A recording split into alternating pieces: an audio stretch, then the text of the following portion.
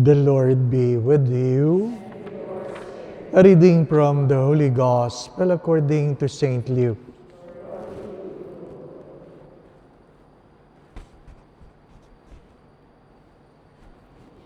When the angels went away from them to heaven, the shepherds said to one another, "Let us go then to Bethlehem, to see this thing that has taken place, which the Lord has made known to us." So they went in haste and found Mary and Joseph, and the infant lying in the manger. When they saw this, they made known the message that had been told them about this child. All who heard it were amazed by what has been told them by the shepherds. And Mary kept all these things, reflecting on them in her heart. Then the shepherds returned, glorifying and praising God for all they had heard and seen, just as it had been told to them.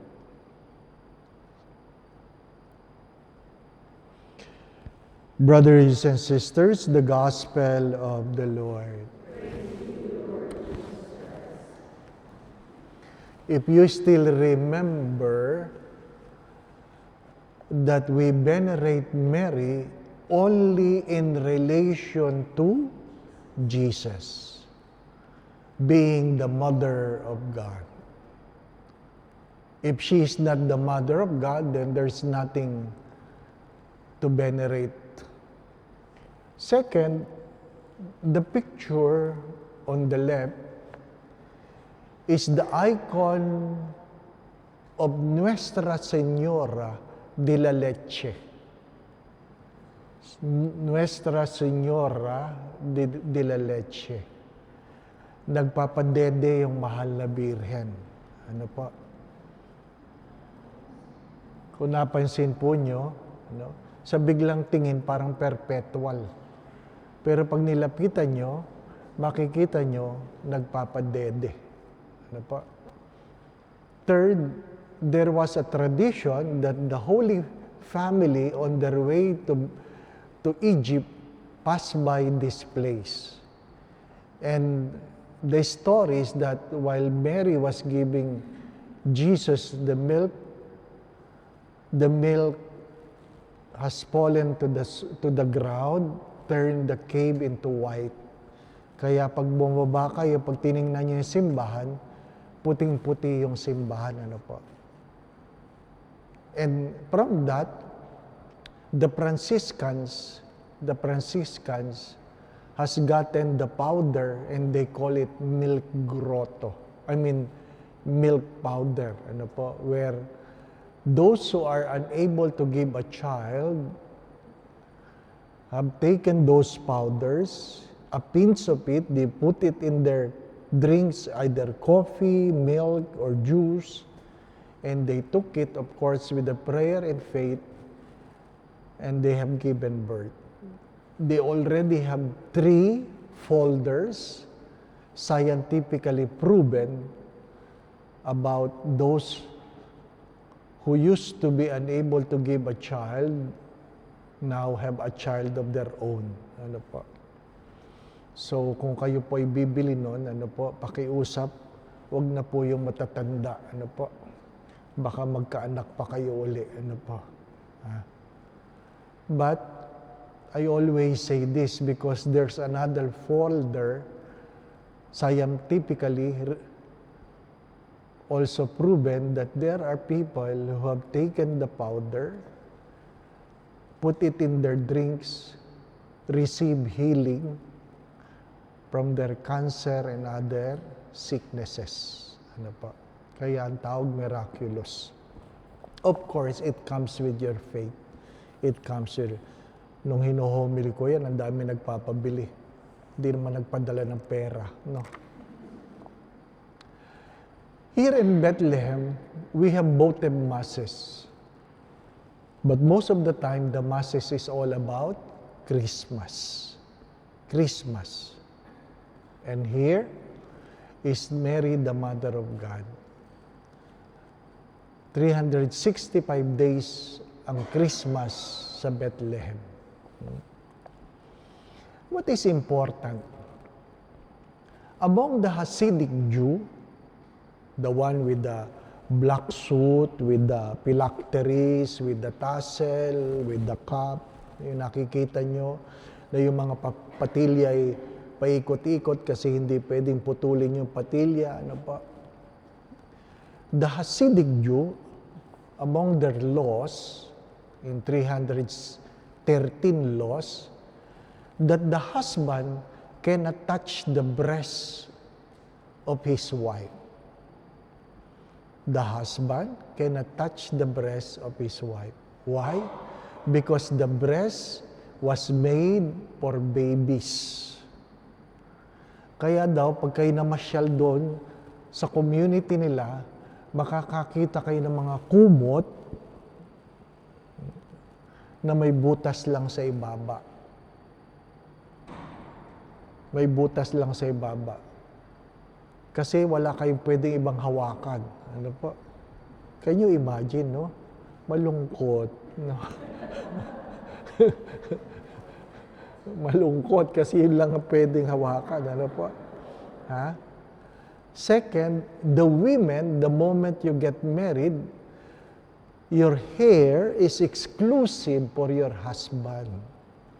That's why you see women with scarf. Pag may scarf yan, ibig sabihin, may asawa yan. Kung wala yung scarf, either naka-wig yan, na hindi nyo halata, pero wig pala, or kalbo. So, you decide on three things. Women who get married, three things. That's why they have a barber shop for women. Para kalbuhin. Ano po? Kalbuhin. Ha? Doon po sa Tel Aviv, sa Jaffa, makakakita kayo maraming kalbong babae. Ibig sabihin, they are married. Ano po? Some have chosen to be bald rather than using wig or scarf. Yan ang buhay ng mga Hudyo. Ano po? Yan ang buhay ng mga Hudyo.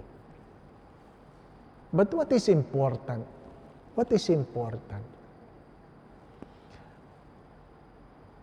Because we expect too much from our mother, and our mother failed to give us what we want, we end up disrespecting them, forgetting that through our mothers, we were given life. Take note. We expect so much from our mothers, that they provide not only food, not only the basic things we need, but even comfort. Comfort. And because they are not capable to give those things to us, many end up disrespecting their mother. Do not forget to honor your mother and father is the only law with a promise. It is the only law with a promise. Among the 10 Commandments, if you look at the book of Sirach, the book of wisdom, it is the only law with a promise that those who honor their mother and father will live a long life. That those who love their mother is like saving for their future. Hindi naman ibig sabihin yayaman ka. Pero ang sinasabi ng ng pagbasa ay hindi ka magiging mahirap. Kasi pwede kang mayaman pero punong-puno ka ng pangangailangan. To love your mother is to have enough. To have enough. Because even God needs a mother to be human. You cannot be a human being if you are not born of a woman. So we are human being because we are born of a woman. Walang perpektong nanay, walang perpektong tatay, kasi wala namang perpektong Anak. Wala namang perpektong anak. Narito tayo, nagdiriwang tayo ng ating banal na misa, marahil alalahanin ang ating mga kahapon. Alalahanin ang ating mga kahapon. Yung iba sa inyo mayaman, na lumaki kayo sa kung ano-anong gatas, di po ba, no? Yung ibang mahirap, lang, di ba? Hindi nyo alam yung ha? Yung sabaw ng kanin, di ba? Lang, di ba? My dear friends, my brothers and sisters, today we are invited to express our gratitude to our own mothers. That's why even in the cross, Jesus did not forget to entrust His own mother to the disciples. Kung ang Diyos nga, hindi ka nilimutan na sariling ina para huwag pabayaan. Di po ba, ano? Hindi ko naman sinasabing pabayaan nyo ang tatay ninyo.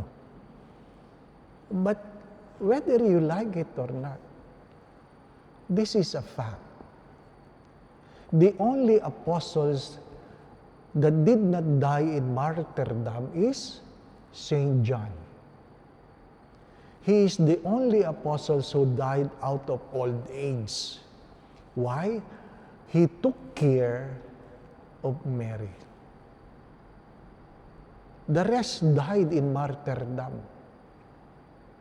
John was the only apostle who did not die in martyrdom. This is not a coincidence. It is the fulfillment of the promise that if you take care of your mother, sana naman mayroong pagmamahal. Hindi lang yung gusto mo lang mahaba ang buhay at hindi lang yung ikaw ay yumaman, kundi mayroon kang utang na loob. Di po ba, ano? Ang utang na loob ay hindi nababayaran. Ang utang na loob ay tinatanaw. Again, walang perpektong nanay. You as a mother, perhaps you know yourself better. I cannot forget a penitent crying in the confessional. At sabi ko, bakit? Bakit? Sabi niya, when I was a little girl, sinasabihan ko ang nanay ko sinungaling, hindi marunong magmahal. Ano po? I said a lot of things, bad words against my mother. Sabi ko, ba't ka umiiyak? Sabi nga, ngayong nanay na ako. Lahat ng sinabi ko sa nanay ko, sinasabi sa akin ang anak ko. Kasi talagang hindi natin naintindihan ang mga nanay natin, no? My dear friends, my brothers and sisters, do not forget the milk that your mother has given you. Do not forget. This is the place we remember our own mothers and pray for them. Not because of the promise, but because of gratitude. I thank God that up to now, even though my mother is already 93, mahina na, malilimutin na, at least, may nahalikan pa ako pag Pasko.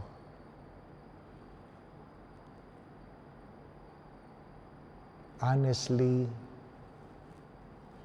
when my father passed away, the meaning of Christmas have changed. Later on, you will realize gifts are nothing without the person. let us thank our mother. Let us pray for her, whether she's alive or no longer with you. Thank the Lord for the gift of your mother. Amen.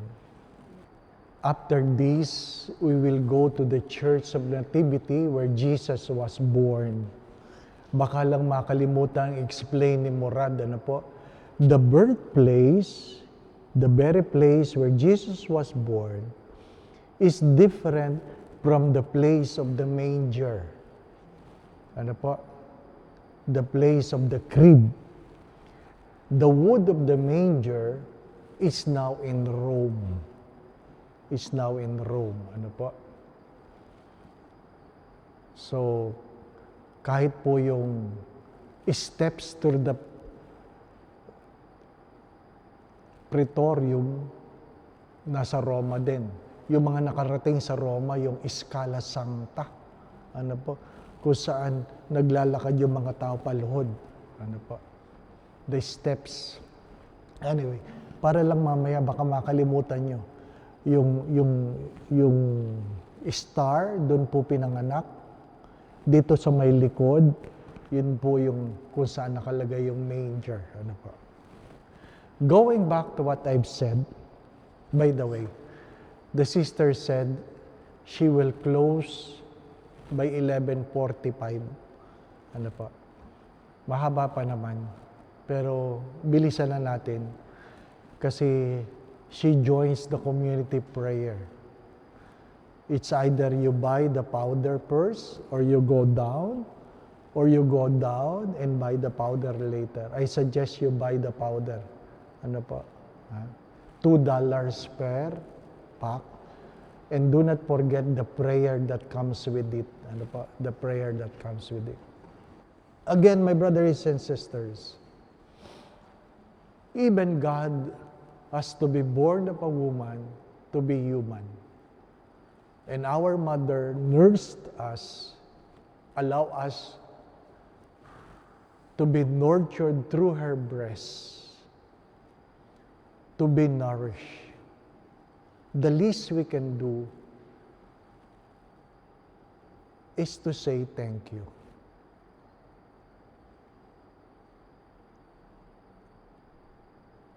To say thank you. Minsan hindi na sila alam niyo mga nanay ngayon, pag pinasalamatan mo, nininervyos na eh. Ma, thank you. Ano na mga kasalanan mo? Di pa ba? Ha? So, totoo naman yun. Kahit hindi, just say thank you. And of course, kahit paano sila, they love to hear the words, I love you. Di ba, Tita Becky? No? Kita mo na. Dami ka nang nabili, ha? Please, please, please. Never neglect your mother. The Lord be with you.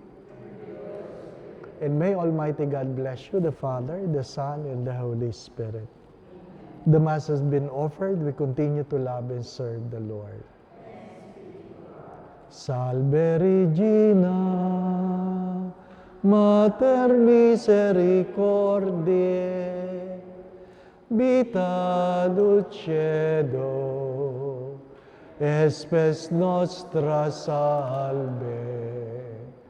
Ad te clamamus, exules piliebe, ad te suspiramus, gementes et plentes, in hac lacrimarum valie. Ea ergo advocata nostra, ilius tuos, misericordes oculos, agnus converte, et Iesu benedictum fructum ventris tui, nobis pos hoc exilium ostende. O clement, o pia, o